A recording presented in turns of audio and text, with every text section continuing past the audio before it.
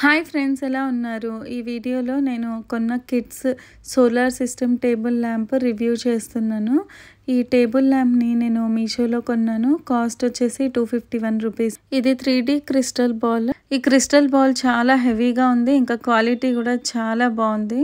ఈ క్రిస్టల్ బాల్ని దీనిపైన పెట్టేసి మనం కేబుల్ వైర్ని కనెక్ట్ చేసుకోవచ్చు.